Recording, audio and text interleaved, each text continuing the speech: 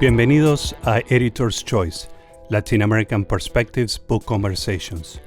Mi nombre es Tomás Crowder Tarraborelli y soy miembro del colectivo editorial y editor de la sección de cine y medios. My name is Alexander Scott. I am the Outreach Coordinator for Latin American Perspectives and a member of the Editorial Collective. Hoy vamos a hablar con Javier Campo sobre su nueva colección, Una historia del cine documental argentino, volumen 1 y 2, publicado por la editorial Prometeo en el 2025.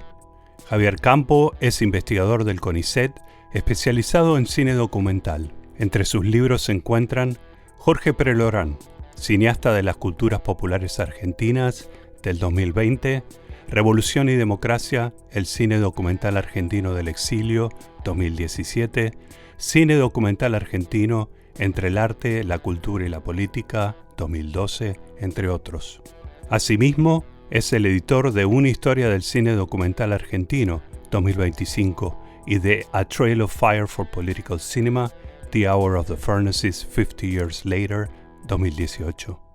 This is Editor's Choice. Welcome. Interviewing today Javier Campo, documentary film scholar from Argentina. Bienvenido, Javier. Gracias por participar de nuestro programa. Bueno, muchas gracias a ustedes. Javier, ¿podrías contarnos cómo surgió la idea de publicar estos dos volúmenes sobre la historia del documental argentino y describir cómo están organizados?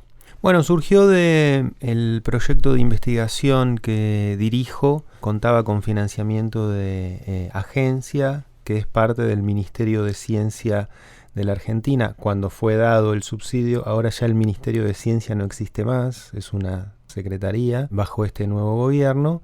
Y ahí surgió la idea de que en el marco del proyecto, entre todas las tareas a realizar, el producto final fuese primordialmente un libro de cine documental argentino sobre la historia del cine documental argentino.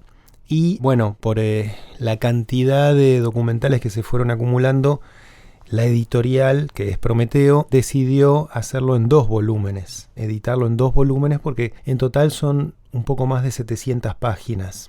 Y bueno, entonces en los trabajos que fuimos encarando como proyecto de investigación, estuvo el investigar distintos periodos de la historia nacional, y así de alguna forma esos distintos periodos, esas distintas épocas, son los distintos capítulos de los libros, ¿no?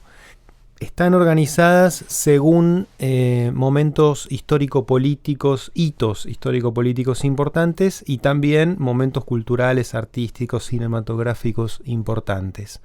Por ejemplo, me viene a la cabeza el periodo que abarca entre 1972 a 1989, ¿no? Entonces está marcado por cuestiones que tienen que ver con política y sociedad en la Argentina, y se cierra en el 89 con el cierre de un gobierno, el primer gobierno luego de la dictadura militar, el primer gobierno democrático. Y también tiene que ver ese año con cambios tecnológicos en el hacer del audiovisual y del cine, porque se deja progresivamente de utilizar el fílmico, el celuloide, 16 o 35 milímetros, y empieza a usarse el video analógico y luego video digital, que eso incidirá muchísimo en la producción documental argentina y también de otros países de América Latina, ¿no?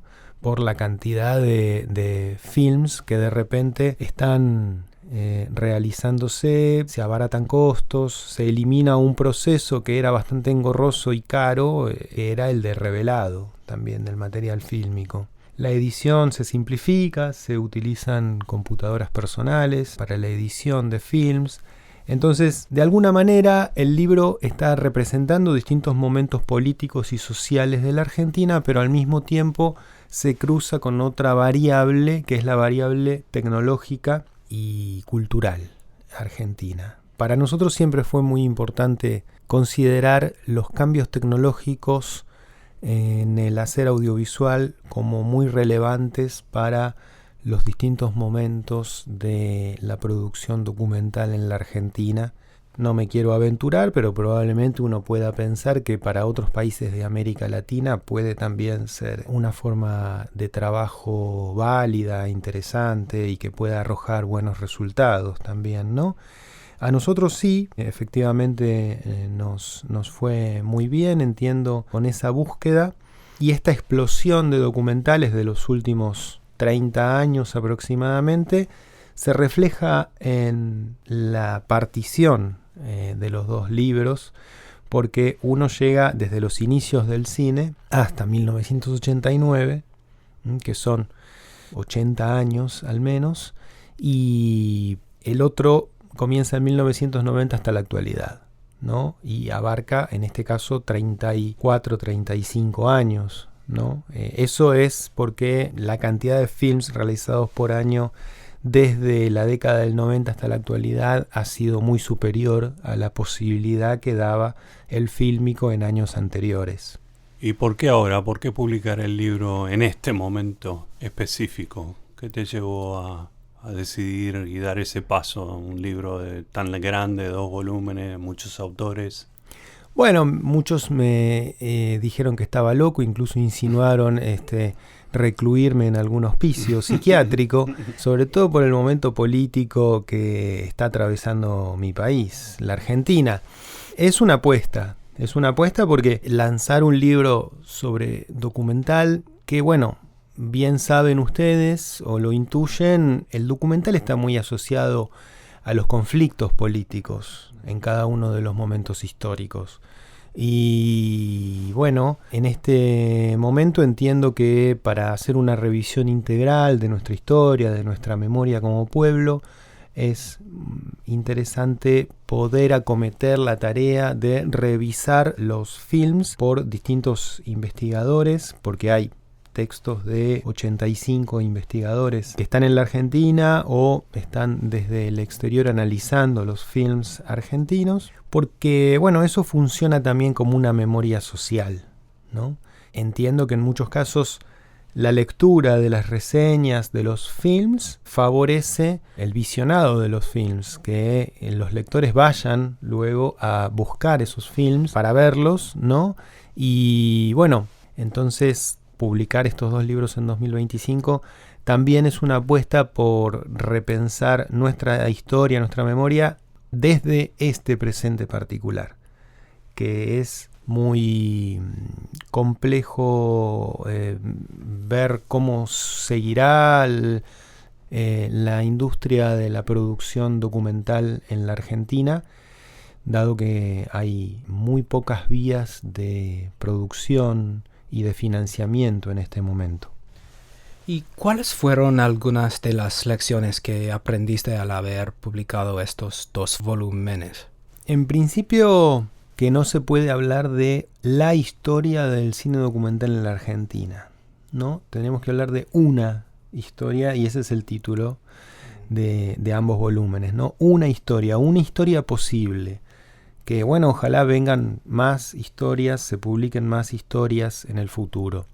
Porque bueno, también fue uno de los motivos por los cuales nosotros elegimos encarar este proyecto, porque no había antecedentes en la Argentina de algún libro que se dedicase de forma integral a analizar la historia del cine documental argentino bajo estos parámetros, ¿no?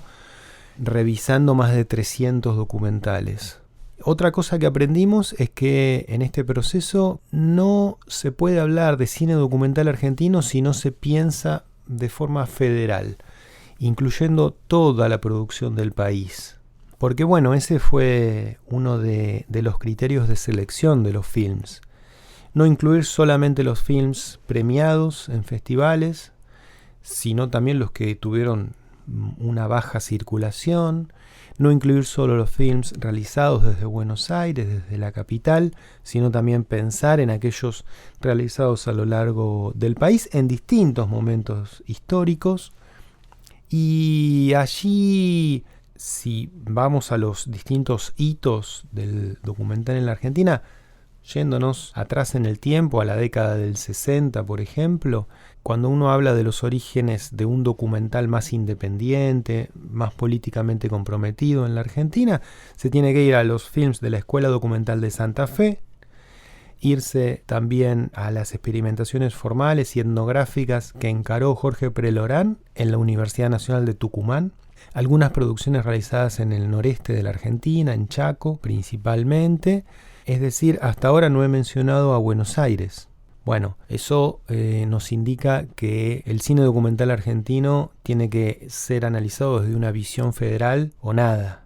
Y por eso también incluimos 300 films. Porque si nosotros hubiésemos reducido la cantidad para poder investigar 30 films, quizás con mayor profundidad, sin duda, hubiesen quedado afuera muchísimas experiencias muy ricas realizadas en muchos lugares de la Argentina. Cuando a veces salen listas de films documentales argentinos icónicos, hay un 90% de esos films que se realizaron y produjeron desde Buenos Aires y un 10% en las provincias. Bueno, eso creo que no es justo y que no da cuenta del fenómeno audiovisual documental en la Argentina. Pero hoy día no podemos habitar en ese lugar por la presión de los blancos, o ya los blancos no permiten, como si fuera de ellos la tierra, o el bosque, o el río. Éramos muchos, éramos miles y miles de blancos.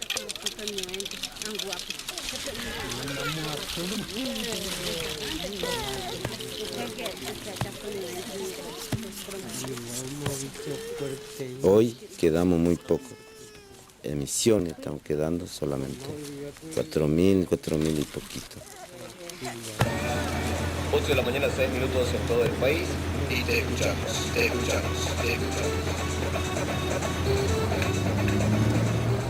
En el primer volumen incluís una nota biográfica donde detallas tu relación con el cine documental. ¿Cómo se gestó esa relación? Desde muy chico, bueno, no tan chico, ¿no? Ya tenía 20 y pico de años, no era un niño. Me siento interesado, interpelado por el cine documental, incluso desde mi tesina de grado.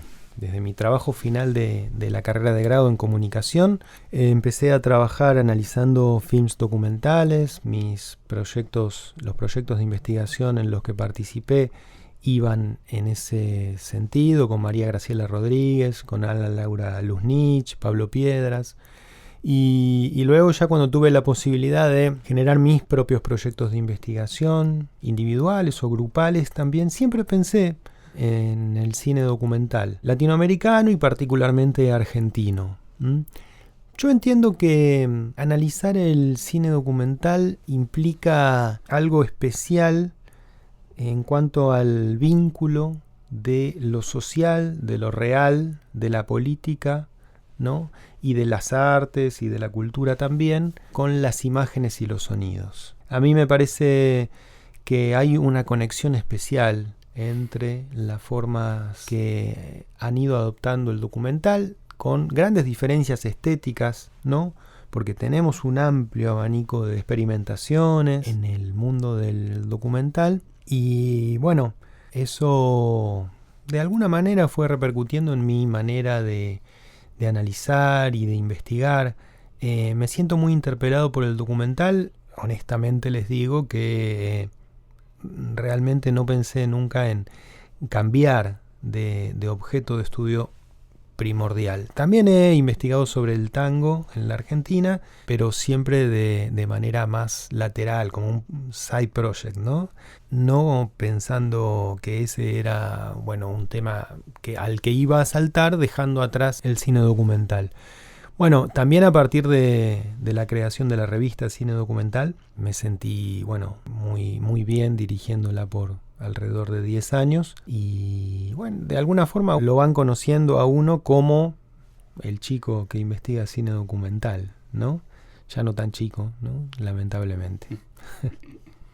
¿Y cómo ves al cine documental hoy en la Argentina?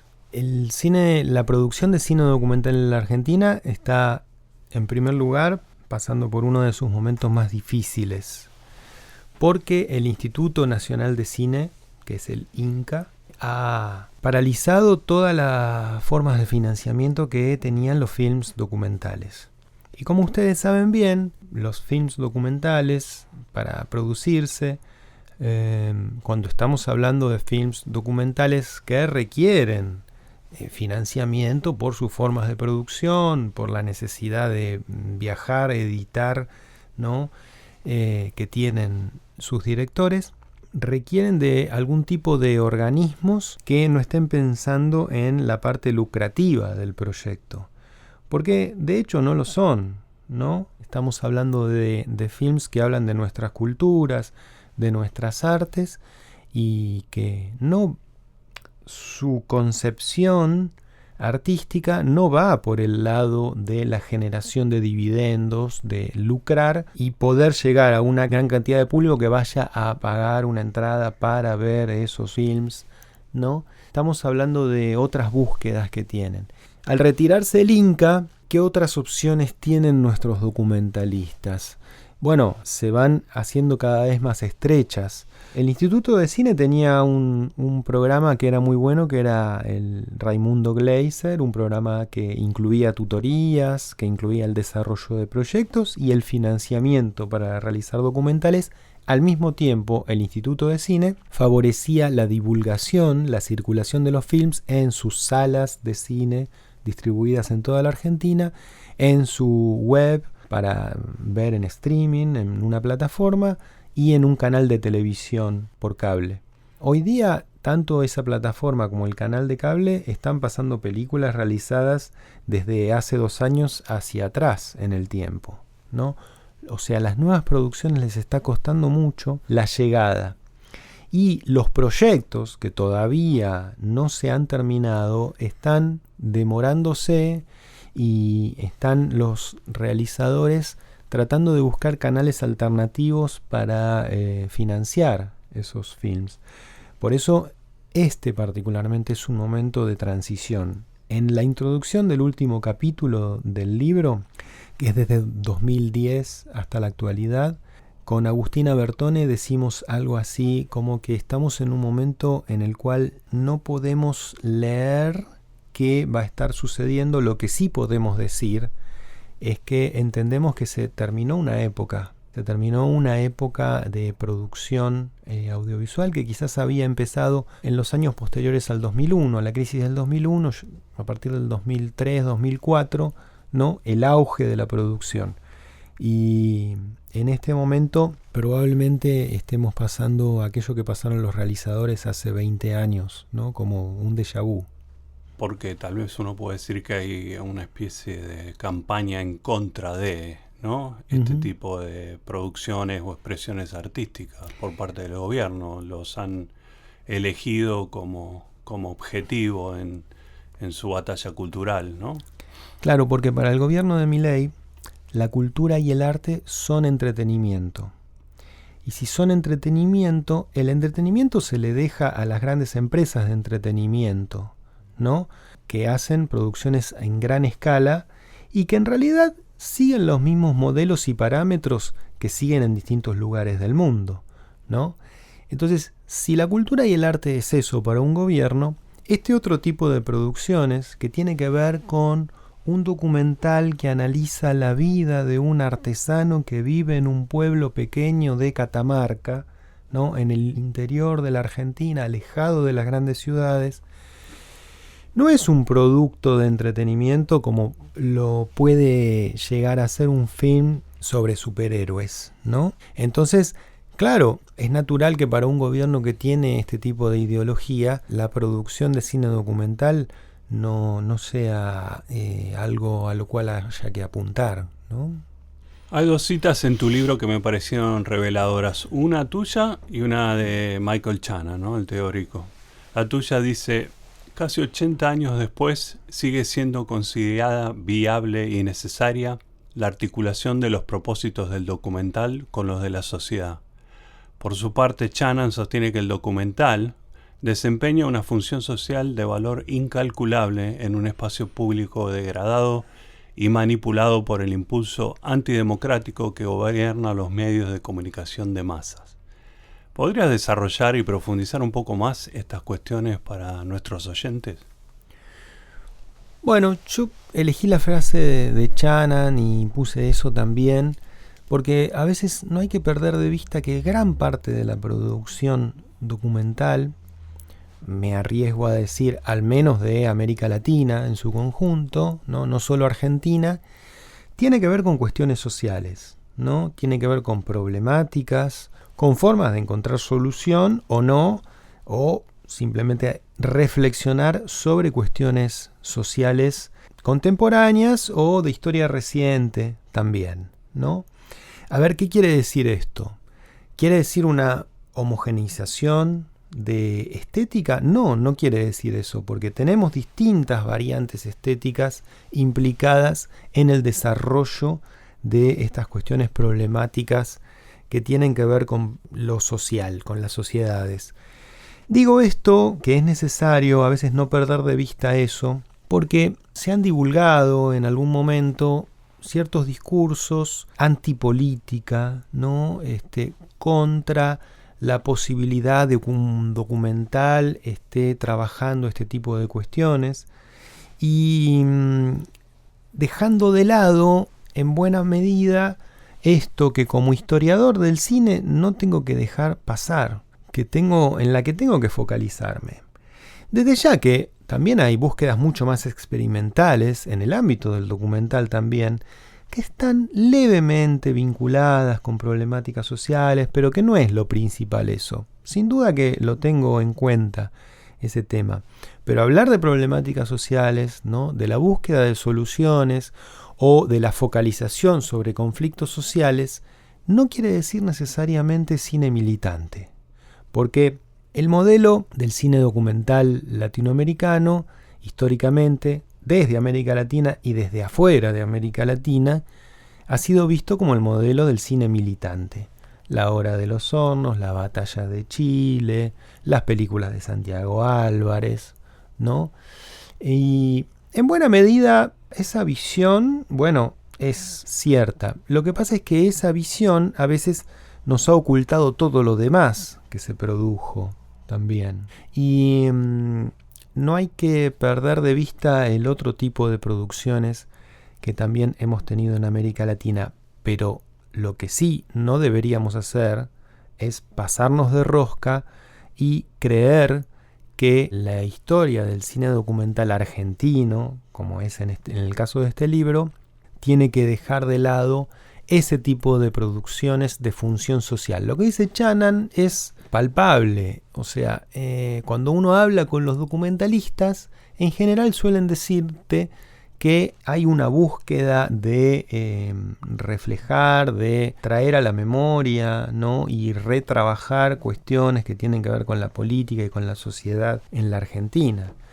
Entonces, yo no le escapo a la cuestión de que buena parte de nuestro cine documental esté interesado en tener una función social, ¿no? En alertar, llamar la atención, lo cual, vuelvo una vez más sobre esto, no necesariamente quiere decir que estemos hablando de un achatamiento estético, que estemos hablando de films conservadores desde la estética, no necesariamente. Hay muchos que sí, hay muchos films que son meramente informativos, que no les podemos encontrar demasiada vuelo estético a la forma de trabajar el aspecto formal, pero en la mayor parte de los casos hay una riqueza muy interesante y bueno, creo que las páginas de estos dos volúmenes así lo reflejan. Santa Fe, capital de la provincia del mismo nombre, República Argentina. 31 grados de latitud sur y 60 de longitud oeste. Ubicada en la confluencia de los ríos Paraná y Salado, en el feraz litoral argentino. Fundada por Juan de Garay en 1573 bajo el imperativo «Hay que abrir puertas a la tierra». ¿Crees que las carreras académicas de producción cinematográfica alientan la innovación o la inhiben? Bueno, es una buena pregunta Como con todo, depende, ¿no?, de qué carreras. Yo puedo hablar un poco más de las carreras de realización de la Argentina, que efectivamente en algunos casos alientan la innovación creativa también, ¿no? Y en otros casos no tanto. Hay un tema con esto que a veces se siente como una dificultad para justamente la innovación creativa en el marco de carreras universitarias de cine, que es la falta de recursos y por lo tanto la falta de equipamiento necesario.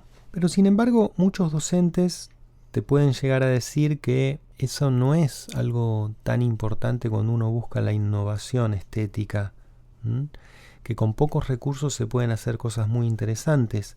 Y de hecho, de vez en cuando tenemos ejemplos que nos presentan los estudiantes o egresados de esas universidades. Con pocos recursos hicieron films que son muy importantes, ¿no?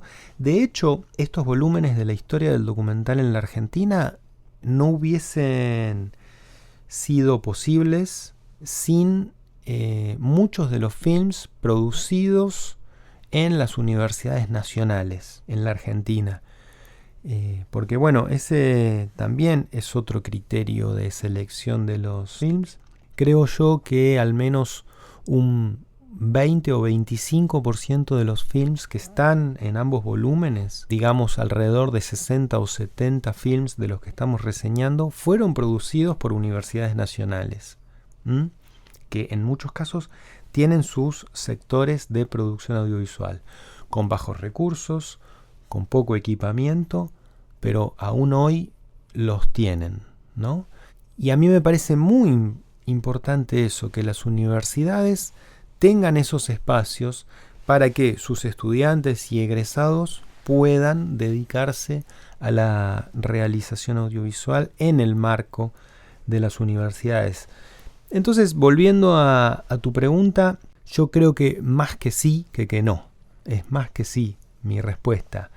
Que sí facilitan la innovación creativa las universidades, porque al mismo tiempo tienen muchas asignaturas que son teóricas e históricas que permiten revisar la historia del cine para encontrar ejemplos que vayan en favor de favorecer, digamos, esta innovación estético-creativa.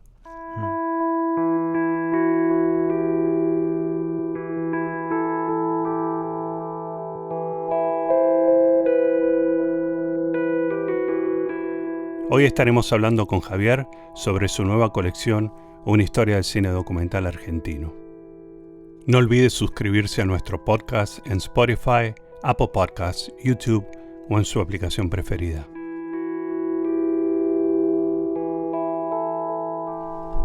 Repasando un poco el trabajo que hiciste como compilador, escribiendo esa introducción donde repasas también la historia teórica, las aproximaciones teóricas al documental como género, y analizas las innovaciones formales.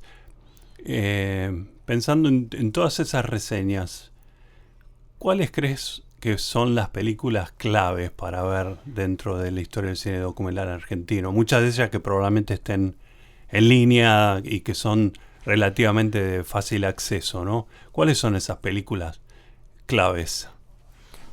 Son varias, creemos. En principio, más allá de que aquellas películas que no han sido reseñadas o trabajadas, que yo les mencionaba anteriormente, tienen un valor, ¿no? Aquellas otras que sí han sido muy trabajadas también se merecen estar dentro de estos volúmenes, como por ejemplo Tire 10 o La hora de los hornos. Esas son películas muy importantes, no solamente por lo que significan en sí mismas, sino también por lo que significaron para otros que vinieron después, que siguieron la escuela de esos films, ¿no? Que es algo muy importante también en literatura, o sea, tener algunas obras de referencia para el desarrollo que vas a hacer después, no necesariamente para copiar estrategias formales o para copiar reflexiones teóricas e históricas que están presentes en las otras películas, sino como aliento, ¿no? Como, digamos, inspiración.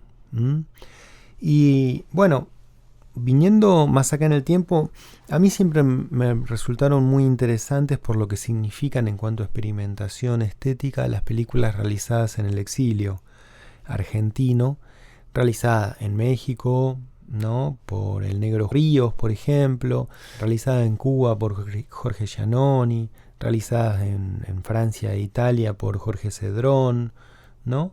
Por Gerardo Vallejo en España también. Y no hay que dejar de lado también las búsquedas de ese cine etnográfico argentino, a veces autodenominado así, a veces negado con tal denominación, de la escuela de Jorge Prelorán, que después en los 80 tuvo cierta continuidad en el grupo Cine Testimonio y que en distintos momentos de la historia tiene ciertos rebrotes y búsquedas de realizadores que hacen films pequeños, dirigidos específicamente a algún tipo de comunidad, sobre todo utilizando la modalidad de observación, ¿no?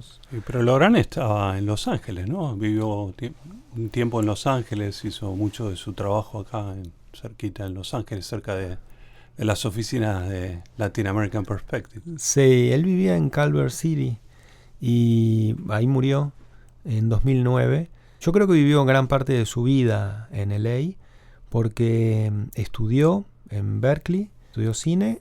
Bueno, vino a estudiar arquitectura, pero después se puso a estudiar cine contra el mandato de su padre.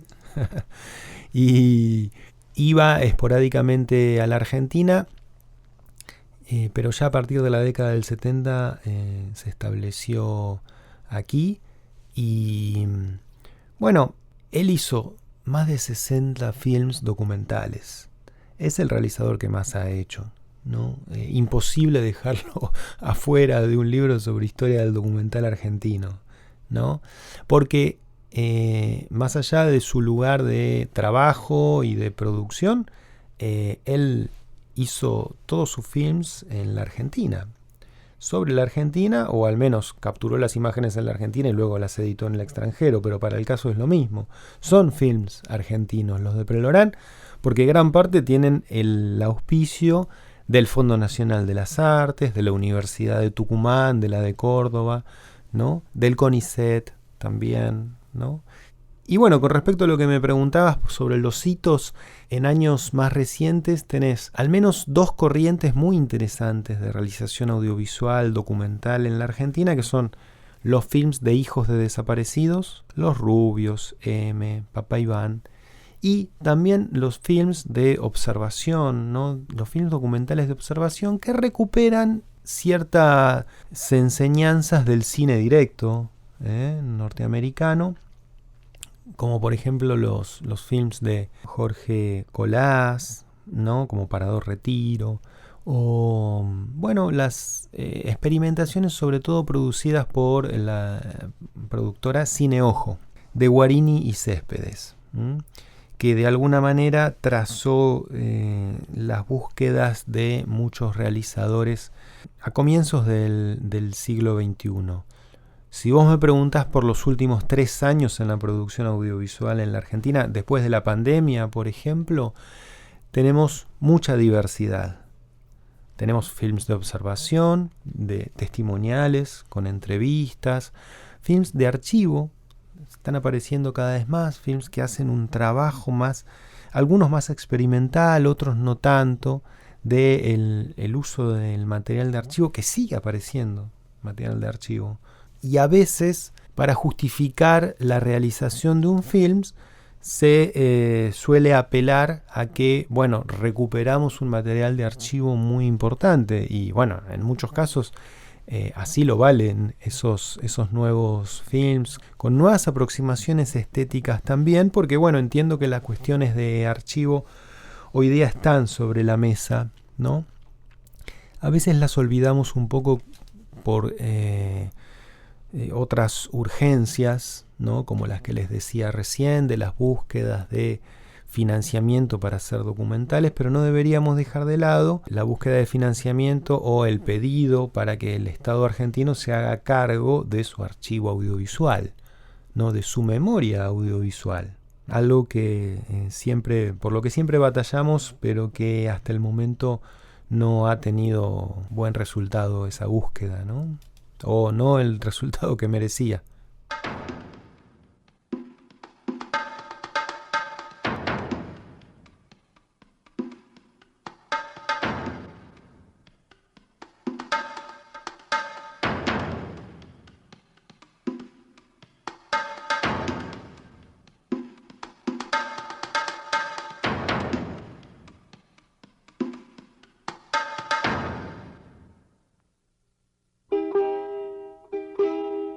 En las desoladas mesetas del altiplano andino entre Bolivia y la Argentina, se recorren kilómetros de parajes desérticos sin encontrar señales de vida humana. Pero cada tanto, en alguna quebrada perdida, aparece un poblado como espejismo mágico. Tal es el caso de Yavi, importante asentamiento en la confluencia de antiguos caminos incaicos.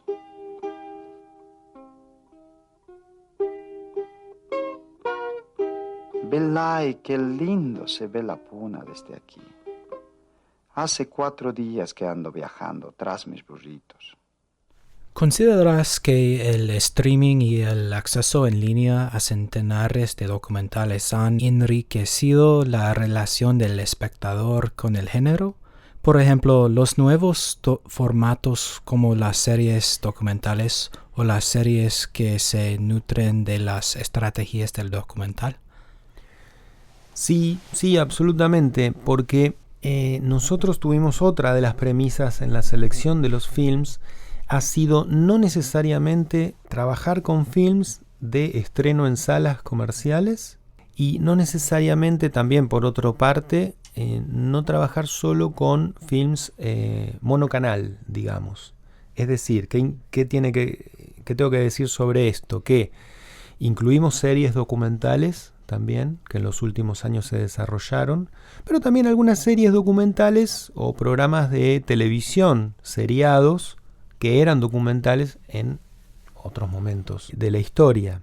Y por otro lado, con respecto a lo monocanal, eso quiere decir que abrimos la posibilidad a videoinstalaciones, ¿no? A exposiciones que tuviesen el carácter de documental, ¿no?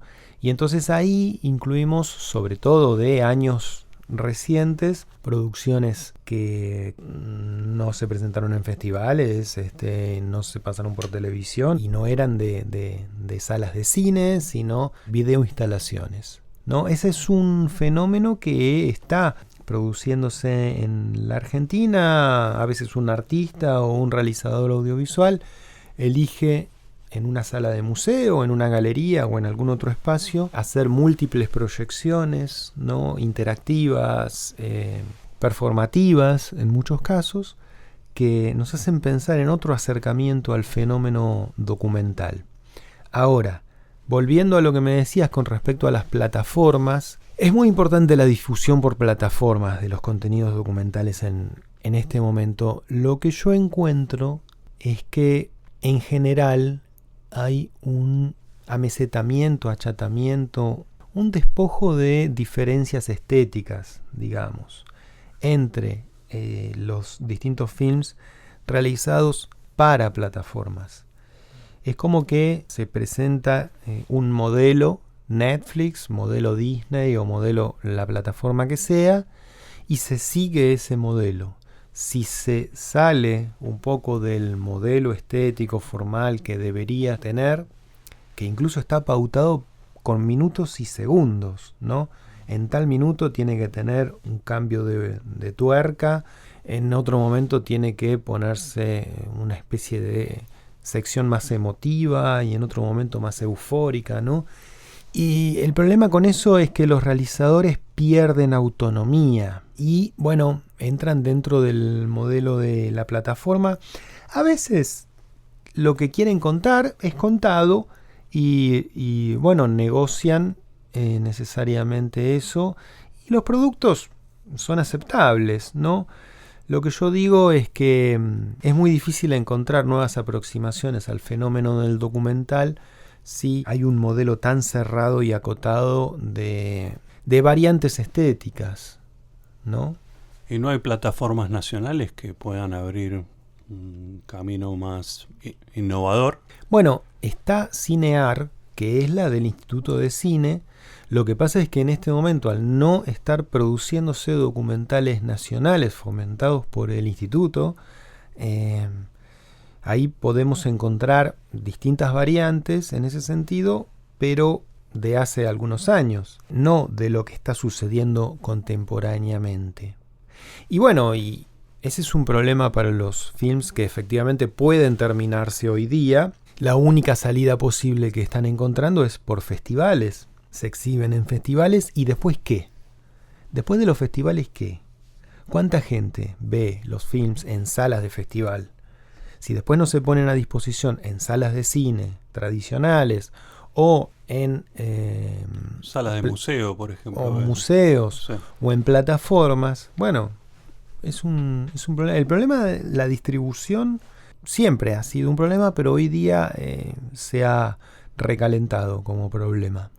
Sí, pero también parece que surge también una opción dentro de lo comercial, dentro de plataformas más conocidas, de producir documentales en serie sobre temas que han sido populares en los periódicos, por ejemplo, crímenes o historia de futbolistas o claro, de cantantes de música popular. ¿Qué opinas sobre esos documentales que tienen un alcance un poco más masivo, pero tal vez no tan artístico? El otro día, hablando con Andrés Di Tella en una clase, él decía, Andrés Di Tella, documentalista argentino, bueno, del cual también publicamos varias reseñas de sus documentales en estos libros, él decía que, bueno, por el momento no está accediendo a producir films dentro de estas plataformas, porque la búsqueda es esa, lo que le pueden llegar a ofrecer de hacer a él es esto, una película sobre un futbolista muy conocido, sobre tal estrella de cine, ¿no? O sobre tal personaje mediático, y por el momento no, como muchos realizadores, no están interesados en eso. Ahora, existen, ¿no? Muchos de esos films existen y están circulando.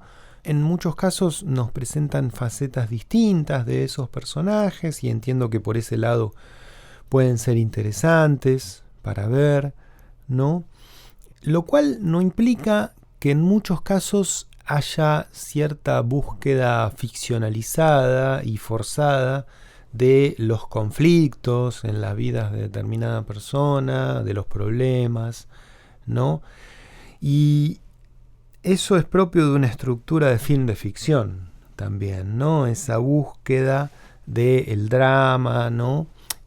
No digo con esto que estuviese absolutamente ausente ese tipo de búsqueda de la construcción narrativa de un film documental de ayer o de hoy, ¿no?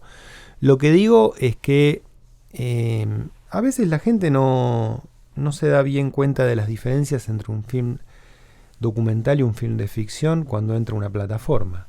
Más o menos tienen la misma estructura, dentro del esquema plataforma, digamos.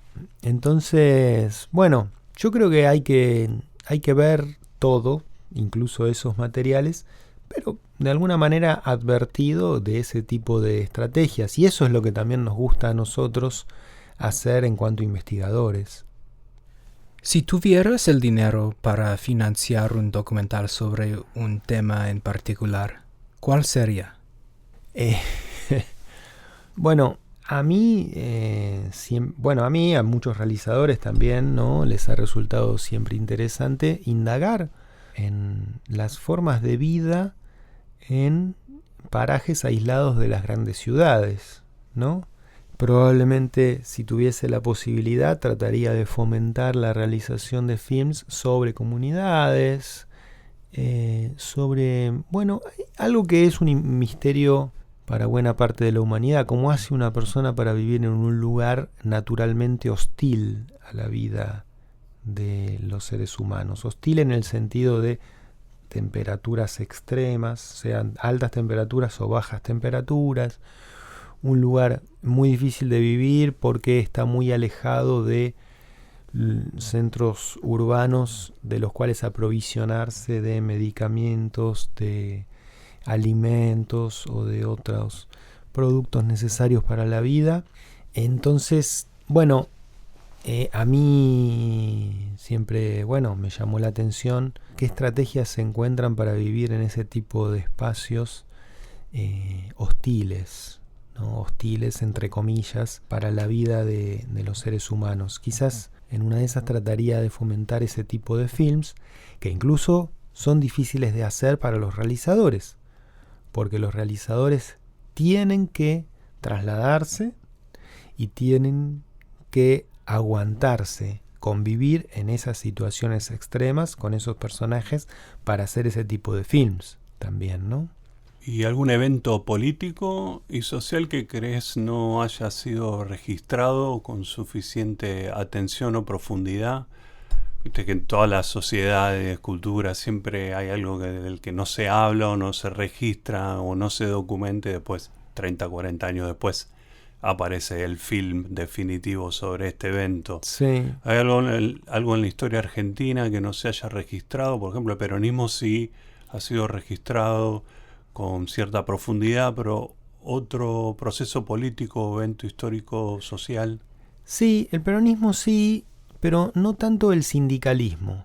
Y quizás eso es como un aspecto faltante de la producción de cine documental social, político en la Argentina, ¿no? Films que ataquen la cuestión compleja, que en determinados momentos históricos es muy compleja, del sindicalismo en la Argentina, ¿no? Me cuesta recordar films. Bueno, hay algunos fragmentos o capítulos en algunos films que hablan de algunas cuestiones sobre sindicalismo, en La Hora de los Hornos, en La República Perdida, en algún que otro, pero no recuerdo, probablemente los haya, films que analicen integralmente el fenómeno del sindicalismo en la Argentina, sindicalismo con afinidades peronistas, pero también hay otra historia del sindicalismo anarquista, socialista, de distintas épocas, comunista trotskista, digamos, también, ¿no? Ese es un aspecto que no ha sido muy desarrollado, me parece. ¿Y la derecha y el fascismo, por ejemplo? Bueno, sí, últimamente salieron algunos documentales como Nación, de Ernesto Ardito, los de Charras, sí, han salido algunos films, sobre la AAA, pero bueno, sí hay algunos otros aspectos que no han sido muy, muy analizados en cuanto al fascismo.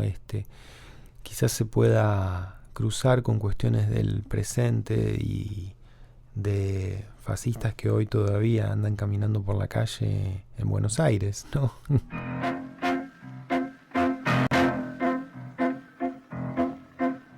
Me matan si no trabajo, y si trabajo me matan. Eso es tener mala pata, de cualquier forma me matan. Las ollas que hierven después se destapan, el gas de la muerte se mete en las ropas y el pobre operario lo lleva a su casa. Ya ver extractores la cosa no pasa. Las máscaras brillan también por su ausencia y el cruel saturnismo destruye la mente, los pudre por dentro, los hace impotentes y nadie se entera, ni la presidente. Me matan si no trabajo, y si trabajo me matan, de hambre, de plomo, de bala, de alguna forma te matan. Como hacen los youtubers, 5 recomendaciones, 5 películas que habría que ver para entender la dinámica del cine documental argentino. Bueno, ¿youtuber sería yo o vos? Vos. Bueno, de 5 films, entonces. Sí.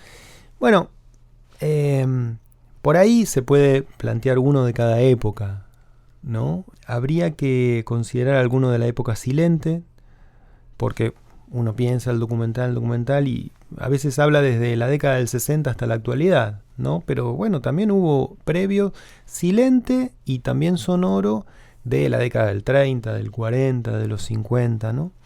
En cuanto al silente, hay una experiencia muy interesante que es la de Alcides Greca, que es El último malón, que si bien incluye una historia de ficción, tiene algunos capítulos documentales sobre el último malón que se alzó en la provincia de Santa Fe, malón indígena que se alzó contra la población blanca, ¿no?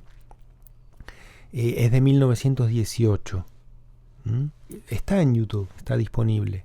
Después, con respecto al periodo del peronismo, podríamos nombrar a los docudramas realizados en el marco del peronismo, que son una aproximación muy interesante en cuanto a lo estético, ¿no? Porque tienen la participación de actores reconocidos del cine clásico argentino, industrial, de la época de oro, y al mismo tiempo la documentación de distintas obras de gobierno. ¿Un título?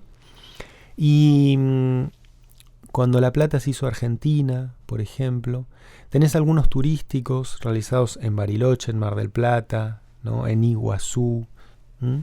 Bueno, después sin dudas habría que considerar algunos de la década del 60 o del 70, ¿no? Como al estilo de La Hora de los Hornos, o algunos de Raimundo Gleiser y el grupo Cine de la Base también, ¿no?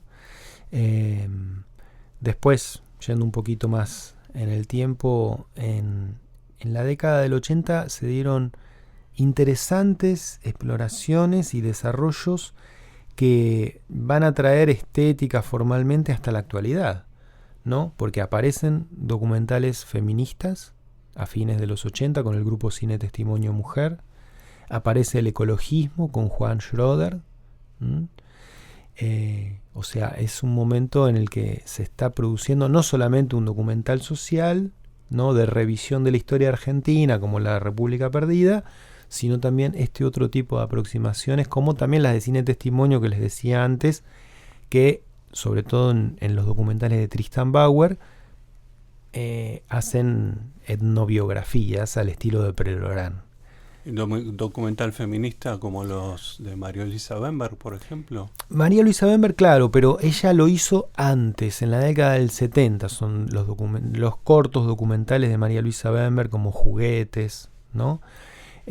No, yo digo los de Cine Testimonio Mujer, que es como un desprendimiento de Cine Testimonio, que son Silvia Jean-Villard y Laura Búa, que era montajista de muchos de los documentales que estamos mencionando. Hicieron Solas o Mal Acompañadas, por ejemplo, ¿no? Y algunos otros cortometrajes que analizaron el lugar de la mujer en la sociedad argentina en el momento en el que se estaba votando la ley de divorcio, hacia fines de los 80. Y bueno, y viniendo más a la actualidad... Te queda uno. Me queda uno. Bueno, ¿puedo dos? Sí, ¿Uno solo? Uno ya. Bueno, El Juicio, de Ulises de la Orden, trabajando con material de archivo de registro del juicio a las juntas. Es un trabajo de edición, de montaje impecable, porque en 2 horas nada más te cuenta un juicio y elige precisamente los momentos más interesantes.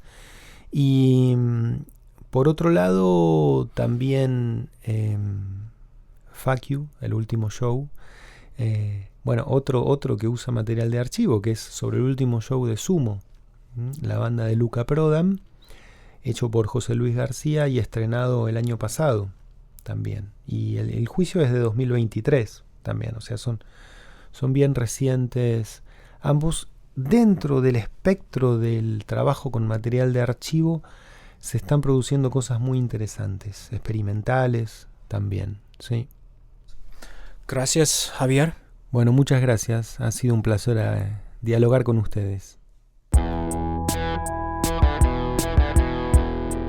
Este es todo el tiempo que tenemos para hoy. Gracias por compartir este podcast con nosotros. Una historia del cine documental argentino, volúmenes 1 y 2, están disponibles para la compra en línea. Consulte las notas del programa. Para recibir actualizaciones sobre nuevos números, artículos y podcasts de nuestra revista, asegúrese de seguirnos en Facebook, Instagram, X y TikTok. No olvide suscribirse a nuestro podcast en Spotify, Apple Podcasts, YouTube o en su aplicación preferida. Hasta la próxima.